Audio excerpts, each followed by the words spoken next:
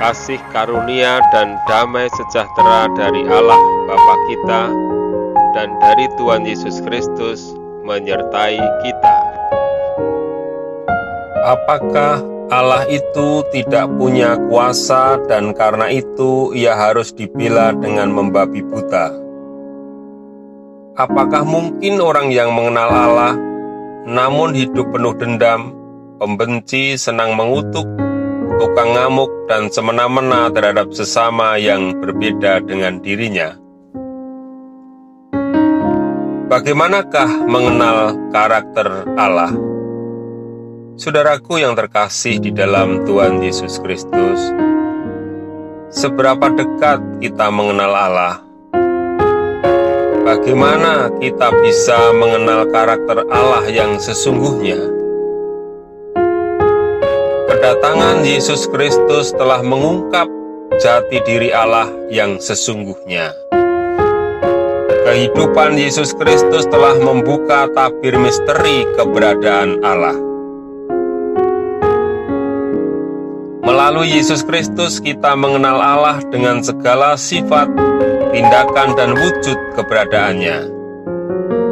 Dan karakter yang sangat dominan dari Allah adalah kasih.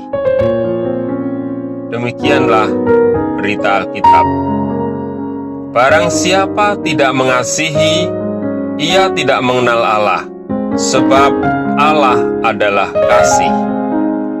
Saudaraku yang terkasih di dalam Tuhan Yesus Kristus, wujud kasih Allah kepada manusia itu dinyatakan dalam penganugerahan anaknya yang tunggal.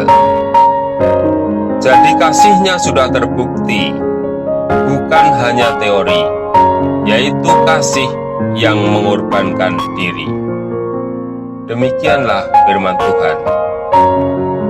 Dalam hal inilah kasih Allah dinyatakan di tengah-tengah kita, yaitu bahwa Allah telah mengutus anaknya yang tunggal ke dalam dunia, supaya kita hidup olehnya. Inilah kasih itu, bukan kita yang telah mengasihi Allah, tetapi Allah yang telah mengasihi kita dan yang telah mengutus anaknya sebagai pendamaian bagi dosa-dosa kita.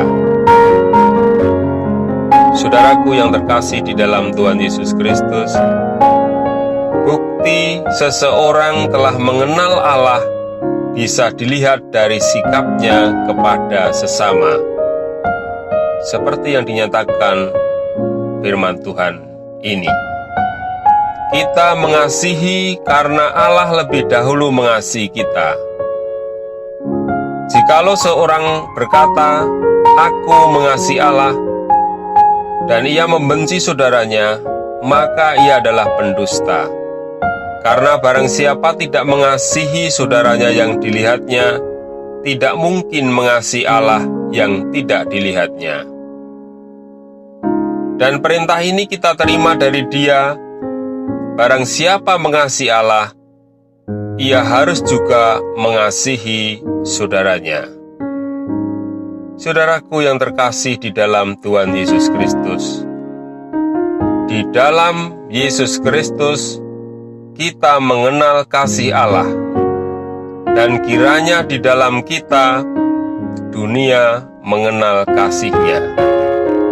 Selamat merayakan kehidupan di dalam Yesus Kristus dengan mewujudkan kasih Allah yang terbesar itu bagi dunia. Kiranya kasih karunia Tuhan Yesus Kristus dan kasih Allah dan persekutuan Roh Kudus menyertai kita sekalian.